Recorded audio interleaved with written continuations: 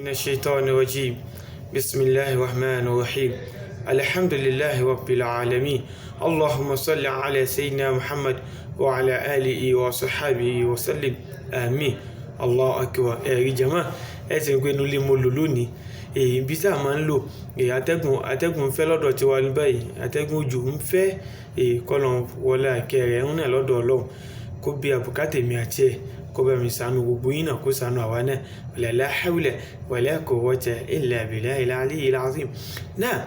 gẹ́gẹ́ bí ẹ ti máa ń nù ṣe mi tá a bá ti dúpẹ́ fọ́lọ́run tán salatu fún Ànábì Muhammad sallallahu alayhi wa sallam. bàbá wa fàgbà náà bá wa kẹ́wọn, bàbá wa alájà àgbà, bàbá wa Mawlana Sheikh Adam Al-Alori, bàbá mi àfáà mi wà sí àgbáyé nù àti ìyá tó bí mi àtàwọn ìyàwó wọn àti gbogbo wọn lápapọ̀. Allahumma ghfir lahum warhamhum, ọlọ́mọṣà bàbá kẹ́ gbogbo wọn. bàbá wa àgbà Mawlana Sheikh Ahmad Ọláyíwọlá, bàbá wa lásẹ̀, bàbá mi àfáà mi alápá, àfáà mi Hashimi lọ́fà kọ́hún, bàbá mi Mudiru Markaz, gbogbo ẹ̀yin olórí wa èyí tí ẹ̀sìn sábà bí orí wa ọlọ́run bá wa dúpẹ́ fún yín. Alhaji Abdulrasheed Aminullah, Alhaji wa Nasiruddin, Alhaji wa Abdulateef Imam Agbagudomani, gbogbo àdúrà tẹ̀sí ní rí, bàbá wa Súnkẹ́rẹ́, bàbá wa Safiyullah, bàbá wa àgbà lábàtà lónìí àti gbogbo ẹ̀yin àgbàlagbà tọ́nà sí kò fún wọn ọlọ́run bá wa ṣàánú yín. Alhaji wa ẹwà ọlọ́run, Alhaji wa Yahya olówó kúlà, gbogbo ẹ̀yin tí mo tọrọ fún, Alhaji Sheikh Abdulgafar àtẹ̀yìn àti màmá wa ọlọ́run jẹ́ mọ́ wa pẹ̀lú ìdùnnú, ọlọ́run jẹ́ mọ́ wa pẹ̀lú àánú ẹ̀. gbogbo ẹ̀yin ọ̀dọ́ tí mo tọrọ fún, Haji Suleiman Medina, Haji Suleiman SMO, Dadi Jibril, Haji Abdulwasi Ọláníwájú, ó fi ká gbogbo ẹ̀yin ọ̀dọ́ ní Bàbókò lẹ́wúdá ọlọ́mọjọ́ bàjẹ́ fún yín o, ọlọ́run jẹ́ mọ́ wa dáadáa. ilé àfáyà kí ọlọ́mọjọ́ dàrú, ilé ìyá mi ọlọ́mọjọ́ dàrú, ìlú Saudi ọlọ́mọjọ́ bàjẹ́, ìlú Nàìjíríà ọlọ́mọjọ́ dàrú. wala hawla wala quwwata illa billahil aliyyil azim. jama àwẹ̀ òdì 25 náà kí ló fi ń ṣe ọjọ́ mọ̀ ń lọ náà ni ṣé kí ìwà bàjẹ́ yìí náà ló wà ó kò níbi ìwà bàjẹ́ yìí kò mọ̀ dáa, kò ní dáa kí wọ́n mọ̀ sí kò mọ̀ wà nù ẹni tí ò ní ràánú gbà ní wàhálà mi fi pọ̀ ní fi sọ pé ànílọ̀ jáwọ́ tí wọ́n ń pè dáadáa ni wọ́n ṣe múra sí gbogbo ẹ̀ ló nẹ̀sán. inshallah àwọn tó gbà béèrè wa ní àná ayọ̀wà Suleiman láti òkè apòmùkọ́hùn ó dáhùn ìbéèrè wa. ayọ̀wà Ismail àgbà lálórí wọn pàdúgbò kan ní alórí àdúgbò mìíràn kọ́hùn nídìí òsè ẹrú náà ló fún ẹrú náà ní 2000 naira. Haji Ismail ọlọmọdé ó bàjẹ́ pákó làwọn tà bí wọ́n fẹ́ ra pákó mo fẹ́ kọ́lé mo fẹ́ kan lé mi ìwọ Haji Ismail àgbà iléeṣẹ́ ọlọ́ọ̀nìjọ́ bàjẹ́ ọlọ́run bá mi gbọ́ láyé jù báyìí lọ. alájà wa kánà pè láti ó send message báràká láti ilé aláwọ̀ ẹ̀dọ̀kùn mo fàsìkò yín rántí kátìkà mi Alhaji Farouk ilé aláwọ̀ ní pé kọ́wọ́ gba líláyé bàbá tó fún mi lé láì gbowó ìyẹn tí ń gbélé lọ kí n tó sanwó bàbá náà tí wàá bọ́ síwájú ọlọ́run báyìí Alhaji Farouk aláwọ̀ ọlọ́run bá mi kẹ́. alájà báràká kọ́ náà lọ́ọ́ bá Haji Ismail wọ́n fún ní sẹ̀módìdì kan sẹ̀módìdì kan wọ́n náà múra fa ọjọ́ ńlọ náà wọ́n náà gbìyànjú kó ní ìkẹ́kẹ́ tó ṣe àwọn tí ò tọ́ ní ṣe yìí ó ń pè ń tẹnu mọ́ fún ọ inú èyí tẹ́ ń bọ́ àwa náà làwa náà ti náà yìí fa ẹ̀yin náà gbìyànjú ẹ̀rọ ọlọ́run kan náà alájà wa Salamat Balógun láti Èkó òun náà gbà béèrè wa. afáwa Imam Shita ọ̀rẹ́ mi dáadáa Allahu Akbar tí wọ́n dákọ̀ Shita ẹ̀ tí wọ́n fi ṣéwù wallahu ya'asimuka minan nas àṣàwà lọ́nkàn. afá náà ti sẹ́ndì káàdì 1000 naira sí arábìnrin náà ó ní ládá tó wọn bá rí bẹ́ẹ̀ àníkọ́nà ojú wọn máa gíá sí afá náà ẹsẹ̀ ríṣẹ̀ ìjọba ni wọ́n náà gbìyànjú àwọn tí wọ́n náà yóò nítò wọn nítọ̀ náà. inshallah gẹ́gẹ́ bí ẹ ti mọ̀ síwájú kí n tó bẹ̀rẹ̀ ìtumọ̀ jẹ́ fi ṣe tọ́pìkì lónìí ó ní al-akhlaq ìwà. kí là ń pè ní wà? ẹ̀hún lè yẹn lè bọ́n pè ní moral àbí suluk lẹ́wọ́n á pè ní behaviours. Allahu akbar ọ̀nà bá ṣe dáadáa fáwọn afáwa gbogbo ẹ̀ náà yóò yí wa sí. kí là ń pè ní wà? kí n ṣe ní wá ní ṣe ní Islam? kí ni pàtàkì ìwà gan? ìwà ni ò sí láàrin ara mọ́ ni gbogbo kan fi bàjẹ́. ìwà ni ò sí láàrin ọkọ mọ́ lọ́kọ ò fi gbádùn ìyàwó rẹ̀ mọ́. ìwà ni ò sí láàrin ìyàwó mọ́ ìyàwó ò fi gbádùn ọkọ mọ́. ìwà ni ò sí lọ́dọ̀ ọ̀gá iléeṣẹ́ rẹ̀ ò fi lòkè mọ́. ìwà ni ò sí lọ́dọ̀ àwọn eléré ìlú ni gbogbo ìlú fi ń bàjẹ́. ìwà ni ò sí lọ́dọ̀ ọ̀nkálùkù wa mọ́ kọ́lá lọ́dọ̀ àfà ẹ̀yin àfà wa ó kẹ̀yìn nàfà. ìwà ni ò sí lọ́dọ̀ yín mọ́. ìwà ni bí wà bá ti wá kò ná ọ̀rọ̀ ẹ̀dá tẹ̀dá tẹ́nu òun ló fẹ́ jẹ́ kí là ń ṣe ń pè níwà gẹ́gẹ́. àwọn àfà wọ́n ní falẹ̀ àhàlák ẹ̀rí ìwà nǹkan tá à ń pè níwà yìí shay'in yattasu bi batil insan inú lòun máa gbé inú ní máa bá ṣiṣẹ́. ìwà ẹ̀ lè rí ìwà yẹn asuluk behaviors ẹ̀ lẹ́wà túmọ̀ ìwà rẹ̀ pa àṣebẹ̀ ti rí ní suluk ní ó túmọ̀ ìwà tó wà nú ìwà kẹ̀kẹ́ ní tó pé inú ló wà kò ṣeé rí ẹ pé ẹ̀yin Yorùbá náà ẹni afaṣọ bora kò àbí Ọlọ́run dá ẹran bò wá là ó dá kíní kan bò wá là ni kò já gbóhùn àṣebi ìwà lápè bẹ́ẹ̀. asuluk behaviors oníwà túnà sí pé bí wà lágbẹ́jẹ́ ti rí nìyí. ẹwà Nábì Muhammad sallallahu alayhi wa sallam ìgbà tó lọ́n fẹ́ ròyìn rẹ̀ táfi mọ́ pé pàtàkì ní wà Ọlọ́run fi kan mí ròyìn Nábì Muhammad sallallahu alayhi wa sallam wọ́n ni bada a'udhu billahi minash shaitani rajim bismillahir rahmanir rahim wọ́n ni wa innaka la'ala khuluqin azim. wọ́n ni wà Nábì Muhammad yìí sallallahu alayhi wa sallam àmàdí àwàlá dá ọ pé púpọ̀ lẹ́yìn tí fi níwájú ààrẹ tó níwà tó ẹ̀ wà Nábì ìwà rẹ̀ yìí máa buwáyà púpọ̀. ohun fún kálukú náà ló ní àlàjẹ́ àbúrí kílẹ̀ máa ń pè èmi jẹ́ Ibrahim nísìn ẹ̀tọ́ aṣọ mi ládùú àgbà bí ẹ̀mọ́ pé mo tún wá lókì mí tẹ́ta ní kìíní kan àlàbí àbájáwò èyí tẹ́ máa ń pè wáhùn. ìwà lọ́lọ́run fi ròyìn Nábì Muhammad sallallahu alayhi wa sallam yìí sọ pé mímọ̀ bí mímọ̀ sí dáa tóun Ọlọ́run fi ròyìn Nábì Muhammad sallallahu alayhi wa sallam yìí sọ pé bí èèyàn bá ti níwà èèyàn ráyé wà. wọ́n ní ìwà yìí wà ní ibi tó ṣe pàtàkì dé Nábì Muhammad náà sallallahu alayhi wa sallam òun náà wá sọ náà àdìsí rẹ̀ báyìí pé inú àwọn tí nífẹ̀ẹ́ sí jù wọ́n ní ilayya wa aqrabukum minni majlisan yawmal qiyamah àdìsí gbogbo yìí ti mọ̀ náà ni Ànábì ní ẹni tí ó súnmọ́ mi jù lẹ́yìn tí nífẹ̀ẹ́ sí jù níjọ́ qiyamah tí nífẹ̀ẹ́ sí jù òbí ìgbéta ni sallallahu alayhi wa sallam ó ti Yorùbá Nábì Muhammad sallallahu alayhi wa sallam ní ahsanukum akhlaqa ẹni tí wà rẹ̀ dá tó dùn bá rìn tó dùn bá ṣe táyò ní kábàámọ̀ láàrẹ̀ ìwà tó ní ló fi sọ ẹlòmíì di ẹni tí ò lè bọ́ ọ̀rìn mọ́. wọ́n ní obìnrin sọ̀wà nù ó lóun ò sí kíni jẹ́mọ́ ó lóun ò ní rí ọkọ gbogbo ẹni tó bá ti sọ̀wà nù láyé nǹkan bọ́ fún Ànábì Muhammad tó dákẹ́fà sallallahu alayhi wa sallam wọ́n ní wa inna abghadakum ilayya ẹni tẹ́mi Ànábì ó kórìíra jù abghadakum ilayya tí ń kórìíra jù tí nífẹ̀ẹ́ rí la ilaha illallah wa ab'adukum minni yawmal qiyamah tí ó wà jìnà sí mi kété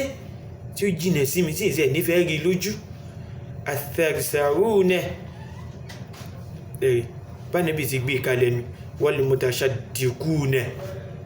wal mutafahikuna wọ́ọ̀dù mẹ́tàlá Nábì lò fún ẹni bẹ́ẹ̀ ẹni tí ń kórìíra jù tí ìṣẹ́ nífẹ̀ẹ́ rí tí ìnífẹ̀ẹ́ yóò dọ̀dọ̀ mi láyé òun lẹ́ni tí máa rí rẹ̀ tó jọ ara rẹ̀ lójú tó wọ́n pè wọ́n náà jọ ara rẹ̀ lójú. inú àwọn àṣìṣe tá a máa ń ṣe ni pé báyé bá ti ń pè tí ọ pé àfàànù ìmáàmù nù ọ̀gá níbọ̀ ọ̀hún ò ti wá jọ ara rẹ̀ lójú bẹ́ẹ̀ àwọn tí sì ń tẹ̀lé ọ dáa jù lọ akádàrá ká máa tẹ̀lé ọ bẹ́ẹ̀ ni àmọ́ bọ́ bá ti sọ pé ṣéwù imam àfáwọn ní èmi kọ́ Ọlọ́run ni ó rí kí mo sọ fún níjẹrin ìgbà tí n bá bàbá wa Professor Gabari sọ̀rọ̀ pé àwa lọ́rin ẹ má jẹ́ ayọ̀ wọn ni bàbá professor tó ń bá sọ fún pé ilẹ̀ lè ṣe ẹ wá sọ pé Ọlọ́run ló lè ṣe ẹ má ríra yín ẹ sì má jẹ́ nìkan tí ó máa sọ̀rọ̀ jù gbogbo ẹ̀dá tí bá ti máa ń sọ̀rọ̀ jù tó yẹ pé máa ń rí pé ọ̀rọ̀ òun náà ni ọ̀rọ̀ òun ni ọ̀rọ̀ ẹlòmíì ò lè borí tòun mọ́ Ànábì ní kórìíra rẹ̀ ni kò níwà nù. àwọn àfáà ẹ̀rí àwọn máa ń dààmú lérí mímọ̀ ó yàtọ̀ fáwa nísìn ẹ pé ìsà ń tẹnu mọ́ pé ẹ dákun gbogbo àwọn tàná tó ti lọ́hùn ẹ já fi wọ́n lẹ̀ ẹ mọ̀já bú wọn mọ́ èébú kọ́lọ̀rọ̀ wọn kù wọ́n gbìyànjú fa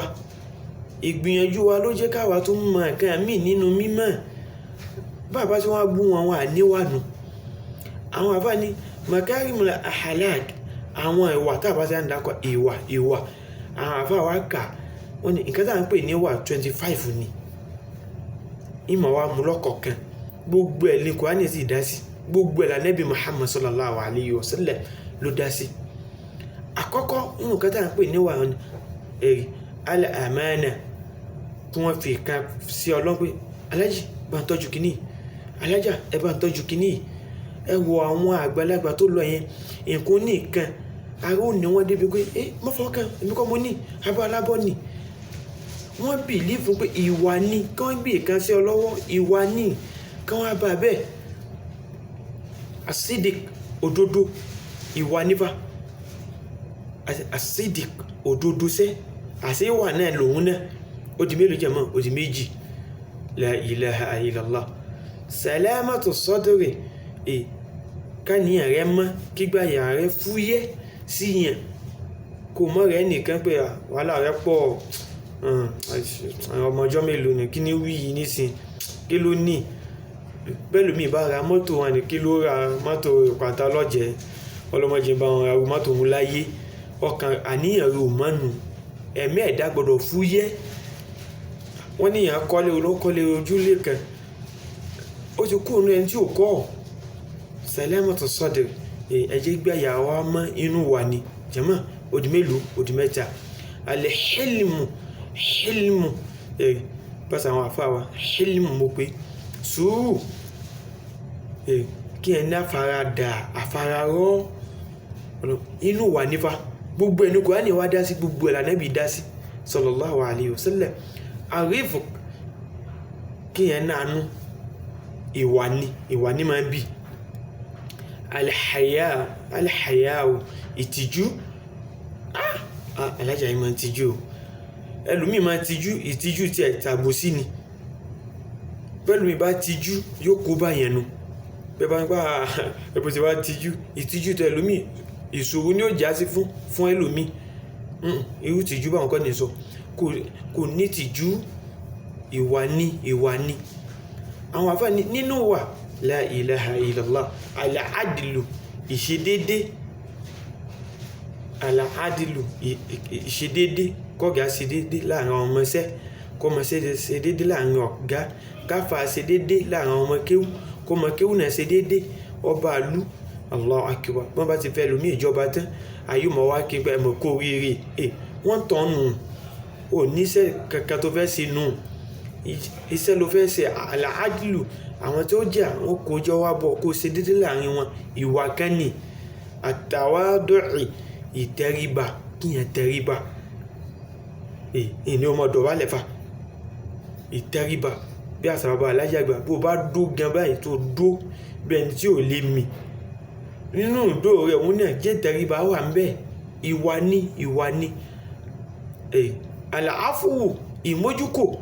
kò mọ mójúkò fún yàn inú wa ni jàmọ́ sí ẹ̀bá mìíkà òdìmọ́kànlá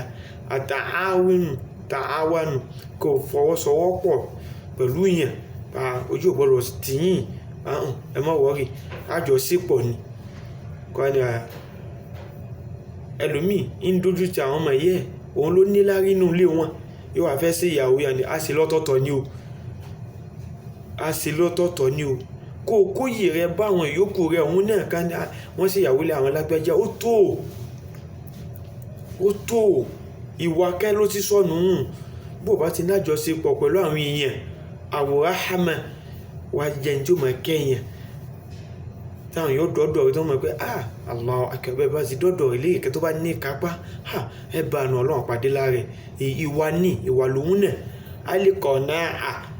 kíyàn máa wá yọ ayẹ ọkàn ìwà kan náà ìwà lòun náà fa kíyàn máa yá ayọ ọkàn ìwà ní alìkọ̀ náà ìmọ̀ yá ayọ ọkàn ìwà ní àrídọ̀ ìyọnu kò mọ ìyọnu pé alhamdulillah sí ìkẹ́tọ́ lọ mú wà nù mọ̀tòpẹ́ fọlọ́ ìwà ní gbogbo tí mo kà yìí bíi 25 tí mo kà yìí gbogbo ẹ̀ lọ́lọ́run wá sọ̀rọ̀ lélẹ́rí gbogbo ẹ̀ l'Ànábì Muhammad sallallahu alayhi wa sallam ló sọ̀rọ̀ lélẹ́rí ìmọ̀ wa mú lọ́kọ̀ọ̀kan insha Allah ìjọ tí mo méjì ìjọ tí mo mẹ́ta ẹnu bí táwọn ẹ̀kú sí iná Ọlọ́run fún wa parí bàbá wa parí ẹ̀ inshallah ọlọ́jà máa bẹ láyé pẹ̀lú dùn èrí péjì wa òun náà ẹ pàdé wa yín kọ̀tínù rẹ̀ inshallah ọlọ́jà mi àti máa bẹ láyé ẹ jẹ́ kọ́kọ́ gbé láti bí asidik òdodo tó fi mọ́ pé asidik báà lòdodo tuntun wá jẹ́ wà àfàmọ́ ọ̀dùnú sí ni òdodo náà ìwà ní àfàní nǹkan tó fi mọ̀ ní pé àwọn àfẹ́ẹ̀sìn wọ́n ní nǹkan tá à ń pè ní asidik ọ̀nà huwa qawlul haqq ọ̀nà òdodo mutabaqatul kalami li waqi'i tí ó máa ṣe déédéé ọ̀rọ̀ tó bá sọ sí lágbájá ló sọ òdodo ni wọ́n mẹ́lòmíì bó bá sọ wọn ni aláàjì ẹ̀lọ́ tó ń sun aláàjì talẹ́ ló sọ pé bá fi ọkàn balẹ̀ ẹ sì ra yín ni o ọmọ kan dáwọ́ náà mọ́ bẹ́ẹ̀ èyí ò sì bọ́ sí rọ́bà wọn àwọn afẹ́ nìkan náà ń pè lódodo pé ọ̀rọ̀ tó bá sọ yóò ṣe déédéé iṣẹ́ rẹ nǹkan tó fi wá mọ̀ ní pé lọ́wọ́ tún sọ́dọ̀ Tawbah ìgbà tó lọ́wọ́ sọ bá Nabi Muhammad sallallahu alayhi wa sallam ó ní yá ayyuhal ladhina amanu ittaqullaha wa kunu ma'as sadiqin ó ní gbogbo ẹ̀yin mùmínì ọlọ́mọsá fìmí àti ẹ̀nà síbẹ̀ àmì ò wá sí ṣe àfikà múra síṣẹ́ bó mọ̀ pé àsìkò lè láti kọ́dù yìí ní mo sọ fọ́njú ní gbogbo part 1 àti 2 lọ́ fi gba ohun ẹlòmíì gọ́ ọ̀yọ́ ni wàhálà mo gbádùn fíìmù sẹ́yàrì sí mo wọ́njú ní wọ́n ní part 2 ẹ ti jáde wọ́n ní part 3 ẹ ti jáde ìyẹn tutù nù kò sí ìkẹta bá gbé sínú fíìjì nìkan ní máa tutù ẹ̀dá náà máa tutù ń gbà mí àsìkò tó yẹ kó wúlò bọ̀ wá ti wúlò tutù nù wọ́n ní ọmọ rẹ̀ gọ̀ ní kó má kú ikú ní ó padà pa yóò gọ̀ ikú àgbò náà ni ọmọ yínrin ẹ̀yin Yorùbá nùfà wọ́n ní ọmọ yínrin tó bẹ̀ ní túwó mo bẹ̀rùn bó bá ti wọ́ kó dánú bó bá wọ́ kó dánú sọmọ kó ọmọ yínrin ni òun wà dánú wọ́n dá kí ló mọ́ tó dó jẹ́ nà ní mọ́mí náà ló ní kí n dánú mọ́mí ní kí n dánú ni ó tutù nu àgbàlagbà mí náà máa wá tutù yá ayyuhal ladhina amanu ẹ̀yin mùmínì ittaqullaha ẹ máa páyọ̀ lọ wa kunu ma'as sadiqin ẹ wá jẹ́ ẹni tí ó máa wà pẹ̀lú ẹni tí ó máa sòdodo ẹ máa jẹ́ ẹni tí ó máa sòdodo ẹ wà pẹ̀lú àwọn olódodo ìyẹn ni ẹ bá rìn jẹ́ kí wọ́n máa wọ́n náà nulẹ̀ pé olódodo ni wallahi wọ́n máa fà mí pé ó purọ́ tẹ́ni ilẹ̀ mọ́ bàbá mi bá sọ̀rọ̀ báyìí wọ́n ní Allahu akbar talẹ́ ló sọ tí mo wá wà bẹ́ẹ̀ ni yẹ kí n gbá wọn lójú ni mo sì mọ́ kókò ń sọ òdodo ló fẹ́ sọ ìwà ti sọnù báwọn ìwò òdodo ti sọnù láàrẹ̀ tí wọ́n bá ti ń ròyìn àfà pẹ̀lú rọ́ kò ń sàfà mọ́ wọ́n bá ròyìn olórí ìlú pẹ̀lú rọ́ ìwà ti sọnù nù ìwò òdodo ti sọnù nù ẹ wá wò lọ́dọ̀ àwọn ànẹ́bí Ọlọ́run inú wà tọ́lọ̀ fi ròyìn wọn òdodo wà ń bẹ̀ ẹ wo sọ́tọ̀ Maryam aya 44 Ọlọ́run wadhkur fil kitabi Ibrahim innahu kana siddiqan nabiyya wà nẹ́bí Muhammad sallallahu alayhi wa sallam ìbá mi kí fún àwọn àlùmọ̀ rẹ̀ jẹ́ kí wọ́n mọ̀ ànẹ́bí Ibrahim tó jẹ́ ọ̀rẹ́ mi ààyò mi innahu kana siddiqan nabiyya olódodo mọ̀ ní nabiyya ni àwa kọpẹ̀ṣẹ́tì pẹ̀lú ànẹ́bí Ọlọ́run ìtò pé bí yẹn bá sọ òdodo Ọlọ́run ní dáadáa kan tí máa ṣe fún yẹn lọ́wọ́ sọ́tọ̀ Maryam yìí náà àyà 54 Ọlọ́run tó sọ ìgbà tó fẹ́ ròyìn ànẹ́bí Ismail ìwà lẹ́fẹ́ ròyìn ìwò òdodo wà ní wadhkur fil kitabi Ismail innahu kana sadiqal wa'd wa kana rasulan nabiyyan ànẹ́bí Ismail náà ẹjìn fún yín làbárí rẹ̀ olódodo ni ọmọ rẹ̀ ni tí ń sọ òdodo tí tí mo máa ń gbọ́ òdodo àwọn Ọlọ́run náà ìyàn tí ní ṣe ti wá ká mọ̀ kọ̀pẹ́ṣẹ́tẹ̀ wa kana rasulan nabiyya kó máa jẹ́ òjíṣẹ́ kó tó máa jẹ́ ànábì Ọlọ́run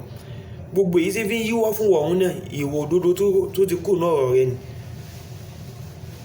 bó bá ti sọ̀rọ̀ ayọ̀ ẹ̀dàkọ̀ ẹjẹ́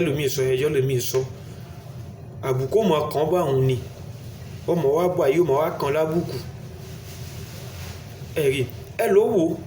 sọ́tò Yusuf lọ́wọ́ àyà 46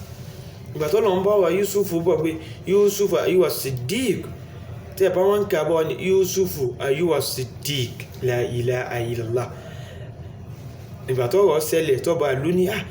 ta ní ó bá tú àláyé ìkánú àwọn tí wọ́n jọ ṣẹ̀wọ̀n rí wọ́n ní olórí wa ẹ má bínú èmi ní ẹni tí ó tú àlàyé bó ti rí kò sí ìkẹ́kẹ́ tó lọ fi ròyìn rẹ̀ fà ayọ̀ Siddiq òdodo ní èwo òdodo ní ìṣòro nípa ẹwọ látó padà wá rí gbogbo bí tó ń fojú bọ̀ tó ń tọ́jú bọ̀ tó ń fi ń gbégbé lé lọ́wọ́ mùsùlùmí tó ń fi sọ pé ẹ lọ́ọ́ fi rí kalẹ̀ fún kinní kan ẹ lọ́ọ́ má dẹ̀ wá ìjú sílé Ògún ìwà ló ti sọnù lọ́ra rẹ̀ èwo òdodo tó ní ni ẹ tún lọ wo sọ́tò Maryam àyà 56 ọlọ́run fẹ́ ròyìn àyà Idris wọn wọ́n kó fílì kìtàbí Idrisa innahu siddiqan nabiyyan kí ló fi ròyìn ẹ̀ ìwò òdodo náà nípa èrè wa kana as-siddiq sifatun lazima li rasul sallallahu alayhi wa sallam anabi Muhammad sallallahu alayhi wa sallam ó sì yọ̀bọ̀ rẹ̀ dáadáa ìwà ìgbà tó náà fẹ́ ròyìn rẹ̀ ó ròyìn pẹ̀lú òdodo nǹkan tó fi mọ̀ nígbà tí ìyá aláwa Khadija bàtà níbi kọ́kọ́ gba wá yìí táwọn yẹn ní wèrè ní kinní kan ní ó ní ọkọ mi òun ṣe wèrè òdodo la nǹkan tó rí ó ti mọ̀ pé àwọn ẹni rẹ̀ ìwà táwọn fi mọ̀ wọ́n ni pé òdodo ni wọn ò purọ́ ìyàwó ẹlòmíì mọ̀ pé wàláhì ìbọkọ̀ mi ti dá tán ń pa àgbákò ọwọ́ alájì wàláhì bẹ́ẹ̀ bí mo ti nífẹ̀ẹ́ yẹn tó ìwọ yìí náà ni tí wọ́n fi ṣe yín àbẹ́ ilẹ̀ fi ṣe yẹn sọ pé wọ́n máa sọ bẹ́ẹ̀ fún wọn náà wàláhì inú bí mo ti láìkì ń yún ìfẹ́jọ́ máa jogún wà yìí lọ́wọ́ yín ìwà owó wà ní sòdodo rí láyé ìjọba bá sòdodo ní ìyàwó wa dùn pé òjò gbọdọ̀ ọ̀rọ̀ lónìí òjò gbọdọ̀ ọ̀rọ̀ lónìí la ilaha illallah àwọn àfáà wọ́n á pín pé àníwáwò sidq fil Islam ìran òdodo mélòó làwa nígan nínú Islam tàbá ní òdodo ìwà nífà wọn as-sidqu ma Allah kó ní òdodo pẹ̀lú Ọlọ́run àwọn àfáà ní kí là ń pè bẹ́ẹ̀ wọn ni al-ikhlas al-a'mal kulliha lillah gbogbo kan tó bá fẹ́ sí ìwọ́tà sí nítorí tọ́lọ́ má ṣe kankan nítorí ìyẹn fala yakunu fiha riya'u wala sum'a má ṣe nítorí káyé fi lè rí ọ ibi tẹ́ gbogbo ẹ̀yàn àfáà wa mí kù sínú ibi tẹ́ kù sínú bẹ́ẹ̀ lómi bá ń sọ lágbára báyìí subhanallah mashallah tabarakallah inú yóò máa dùn ní ẹ̀yìn rọ́ ní wọ́n fẹ́ jẹ́ yọ ẹnìkan kò nípò ní ká fi gbé òun síbẹ̀ ni as-sidqu ma Allah sòdodo pẹ̀lú Ọlọ́run níbi iṣẹ́ rẹ níbi mímọ̀ rẹ báfà mi bá ń kéwú ẹmọ ni Allahu akbar ìmọ̀ gbádùn àfàyídé ìmọ̀ farabalẹ̀ kéwé irọ́ ni kò fẹ́ jẹ́ gbàfà mi ìgbọ́ ọmọ tó ju òun nìkan lọ ní ìtumọ̀ pé a gbọ́dọ̀ ní òdodo pẹ̀lú Ọlọ́run ẹlẹ́ẹ̀kejì as-sidqu ma'an nas kò ní òdodo pẹ̀lú àwọn mi nìyàn àwọn tàjọ dá yín sáyé inú àwọn ọmọ ìyá rẹ inú àwọn ọmọ bàbá rẹ Allahu akbar inú àwọn olólùfẹ́ rẹ kódà inú àwọn ìyàwó rẹ kò lódodo pẹ̀lú wọn fala yukaththibu al-muslim fi hadithihi ma'al akhirin ọmọ mùsùlùmí ò gbọdọ̀ máa fi ọwọ́ bá ọmọlàkejì rẹ lọ èmi gbọ́ lẹ́nu bàbá wọn àti ẹgbẹ́ yìí wọn la tu'awwid lisana bil kadhib bàbá ní má fi àwọn rẹ̀ yìí má fi bá irọ́ sábà kódà ìgbàgbé mo wà ní kí ń jọ nẹ̀nẹ̀ àwa wà ní ijtima bàbá kó wa jọ́njọ́ náà bàbá wọn ṣẹlẹ̀ mi kódà irọ́ ti bẹ̀rẹ̀ pé bàbá rẹ̀ ti dé irọ́ ní màdé mímọ̀ tàn yín ni mùsùlùmí ò gbọ́dọ̀ máa fi irọ́ kò gbọ́dọ̀ máa fi sí àwàdà kànáà èmi ń tàn nípa màmá rẹ̀ ti dé ó wà lọlẹ̀ ń tàn nípa kò dáa fún mùsùlùmí wà áìdọ̀n àwọn àfáàní bákẹ́ náà mọ̀ wá fi kọ àthọ́yọmọ àlìbáàtì fílẹ̀ àkèwàlì wà láàfọ́à iṣẹ́ rẹ̀ tó bá ṣe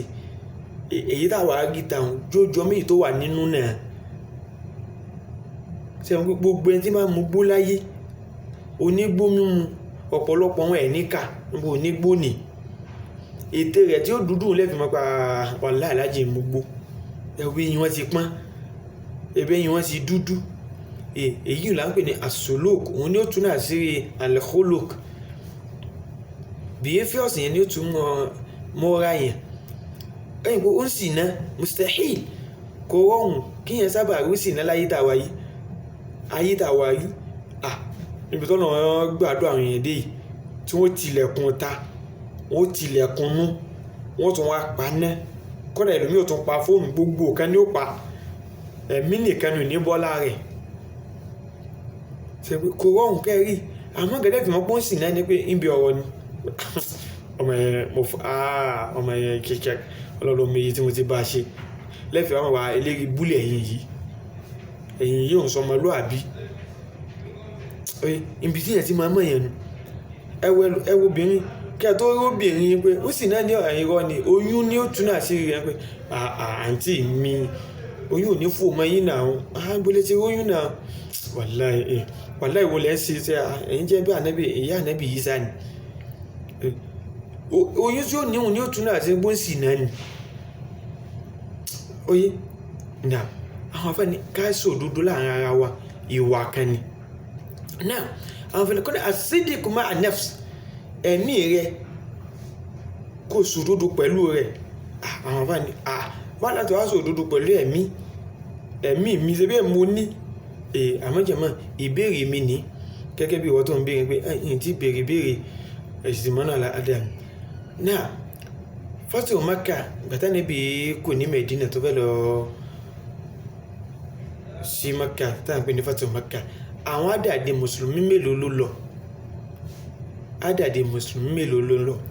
Alákọ̀ọ́kọ́ ni. Ẹlẹ́ẹ̀kejì ni pé ẹnìkan pàdé rẹ̀ lójú ọ̀nà nínú àwọn fámìlì rẹ̀, kí ló kọ ẹni náà? Táwọn ẹbí bí pé bolo ẹ ń lọ ọ̀dọ̀ yín náà ní ń bọ̀, kí ló kọ ẹni náà? Ẹni náà wá ṣokùnfà ẹnìkan tẹ́nìkan fi wọnú Islam, kí ló kọ ẹni òun náà? Inshallah ìbéèrè náà. Ìbéèrè ẹlẹ́ẹ̀kejì ó padà mọ́ ọgbọ́n tó bá ti ká délẹ̀ nísìn.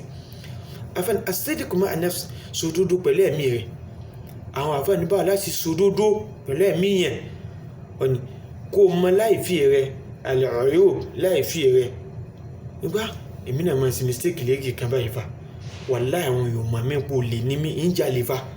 wàláhì àwọn ọmọ mi ní gbogbo tó wà èmi ni mo mú fa. Gbogbo kẹtọ́ tí ń ṣe láàrin wọn èyí mú fáfá. Àwọn afẹ́ni bó bá ti mọ̀ bẹ́ẹ̀ ìsọ̀híhà kò wá ṣàtúnṣe rẹ̀, kò mọ́ jẹ́ nìkan sì ṣe wá sí fún tó lè sì ń jà yìí dà báyìí, tí mo ti dàrin àwọn èèyàn wú yìí dà báyìí, kò tún ààrẹ ṣe lẹ́sẹ̀kẹsẹ̀ ohun èèyàn sòdodo pẹ̀lú ẹ̀mí rẹ̀ náà nù. Àwọn àfọ́ tó dákẹ́ wọn ni as-sidqu al-mu'amala, kúrò òdodo ìwà kẹlòmún náà al-mu'amala tó lè fi bá àwọn èèyàn lò pọ̀. Bí báwo wọn ni sidqu al-bay'i, ìmáta ìmára, kò tajà kò máa rà kò sòdodo ń bẹ̀, ìwà kẹ́ni. Wọn àdísà Nabi Muhammad kan wà sallallahu alayhi wa sallam, má bí ní débi ń pò ní Yorùbá Nabi Muhammad sallallahu alayhi wa sallam. Bàtà níbi ìfẹ́ sàlàyé pé àti kí èèyàn máa sòdodo níbi nǹkan tí èèyàn bá ń ṣe. Àdísì tí gbogbo wa ti mọ̀ wọ́n náà ni Nabi Muhammad sallallahu alayhi wa sallam ó ní gbogbo ẹni yòówù nínú ẹni tí máa ń tà tí máa ń rà, wọ́n á mọ́ra wọn lọ́rẹ̀ẹ́, wọn ò jọ túká, wọ́n jọ wà pọ̀ náà ni. Àmọ́ wíwà pọ̀ yìí wọ́n á sòdodo pẹ̀lú ara wọn. Tí wọ́n bá fẹ́ rà yóò sòdodo pé wàláhì èyí tí mo fi rà náà ẹ̀yin ìyá lọ́jà kọ́dọ̀ kan àwọn tiwa náà wàláhì tàláhì ń jẹ kankan bẹ́ẹ̀ ọ̀làǹgbò sí ẹ̀yìn nífa bó ti ṣe wàláhì láti jọ tó ń purọ́ ló fi rí kankan sí i. Gbogbo ọjà ló tà tán, ẹlòmíì ta pọ̀nmọ́ ó kùn bí pọ̀nmọ́, ó tẹ ẹran, ó kò lẹ́ran, ó tẹ ẹyin, ẹlòmíì kùn bí ẹyin, ó ta bàtà. Ẹnìkan kò sí irọ́ tó ń pa ni, kò sí wọ̀ òdodo náà rẹ ni. Ànábì ní tí wọ̀ òdodo bá wà náà rẹ̀ àwọn méjì wọ́n ń bára wọn lọ bẹ́ẹ̀. Ànábì ní bó kẹlẹ́ òmẹ yín wàá fẹ́ àlùbákà sínú ọ̀rọ̀ wọn. Wọn ò ní ta ìsáná lọ, ẹlòmíì ò mọ̀ ta, yóò mọ̀ wá kọ́lé, yóò mọ̀ ra mọ́tò, yóò mọ̀ ra lẹ̀. Kò lọ́sọ̀gùn, gbogbo èèyàn kọ́ náà ní máa ń wù abú tí wọ́n ń wù náà ni. Ògùn ló lágbájá ṣe, ògùn kọ́ ọ̀rọ̀ ànábì ni wọ́n ń tẹ̀lé. Ìbéèrè ẹlẹ́ẹ̀kejì ní bàbá wa kan wà tá a pè ní bàbá Alágbàjì. Kí ló kọ bàbá Alágbàjì àkọ́kọ́? Fẹ́yìn ọmọ Ìlọrin bónọ́ọ̀sì nù. Bàbá Alágbàjì àkọ́kọ́ kí ló kọ wọn? Bàbá oníwìrìdí ní Pàkátà, oníwìrìdí àgbà ni o, kí ló kọ wọn? Kí ló kọ wọn? Dákun sọ fún mi. Insha Allah ìbéèrè mi náà. Bàbá wa Lágbàjì kí ló kọ wọn gẹ́gẹ́? Ọdún mélòó náà lò láyé? Ọdún mélòó náà kú? Bàbá wa ní oníwìrìdí ní Pàkátà kí ló kọ wọn gẹ́gẹ́? Oníwìrìdí àgbà ni o. Ọdún wo ni wọ́n kú? Ọdún mélòó náà lò láyé? Insha Allah bónọ́ọ̀sì fẹ́yìn ẹ̀ lọ́run gẹ́gẹ́ bẹ́ẹ̀ ti mọ̀. Ànábì Muhammad sallallahu alayhi wa sallam ó ní wọ́n bá ọlọ́run bẹ́ẹ̀ wọn ò yára wọn. Àlùbáríkà ò mọ̀ wọnú ọ̀rọ̀ wọn ni. Ànábì ní àmọ́ bẹ́ẹ̀ bá ti rí olówó méjì tó ń jọ ṣe tí ò wá sàlùbáríkà náà ọ̀rọ̀ wọn. Ànábì ní nǹkan tó fà ní pé tó máa ti ń fi ìkan pamọ́ fúnra wọn àbí wọ́n ń purọ́ fúnra wọn. La ilaha illallah muhaqqatu barakat la ilaha illallah. Ànábì ní ìwà ayọ̀ àlùbáríkà kò náà ọ̀rọ̀ wọn. Wọ́n ṣe gbogbo ọjà alápá ni wọ́n lọ wọn ò ní rí. Wọ́n lọ ọjà Èkìtì, Ìgbẹ́tì, gbogbo ọjà ọjọ́ márùn-ún wọ́n lọ síbẹ̀síbẹ̀ wọ́n sọ́ọ̀tì bọ̀ ni. Àti bí mi àti ọba sọ́ọ̀tì tá a bá fẹ́ sọ́ọ̀tì ìwò òdodo ó dọwọ́ wa. Insha Allah ní ọ̀la ọ̀nà ìjà máa bẹ̀ dáadáa. A tún wá mú mi nínú gbogbo èyí tí mo kà kalẹ̀ yìí. So gbogbo ẹ̀ lọ́lọ́run dá sí, gbogbo ẹ̀ l'Ànábì Muhammad dá sí. Ọlọ́run fi mi àti níwà ìwò òdodo ọlọ́mọṣà fún wa wò. Ọlọ́mọjà jọ ara wa lójú. Ẹni tó bá jọ ara rẹ̀ lójú, ẹni tó rẹ̀ bá máa pọ̀ jù tí máa rí rẹ̀. Ànábì ní èmi àti òní jọ gbé nínú àlìjẹ́nà. Nítorí bí dákun múra sódodo. Àti mi tó ń sọ àti ẹni tí ẹ̀ ń gbọ́ ìwò òdodo dọwọ́ wa. Ìyàwó ilé múra sódodo, ọkọ múra sódodo, eléré ìlú ẹ̀ múra sódodo. Ọlọ́mọṣà gbà ní bàdà fún wa. Ọlọ́mọṣà ṣàánú wa. Àdúrà yín tẹ̀ máa ṣe fún wa. Ẹ bá ń sọ pé wallahu ya'simuka minan nas wa rafa'nahu makanan 'aliyya. Àtẹ̀mí àti ẹ̀yin olólùfẹ́ mi ọlọ́mọjà ṣubú, ọlọ́mọ fi sọ̀rọ̀ sọ wa, ọlọ́mọ dábọ̀ rẹ̀ bọ̀ wá. Subhana rabbika rabbil izzati amma yasifun wassalamu ala al-mursalin walhamdulillahi rabbil alamin. Sọlá nàbí karim.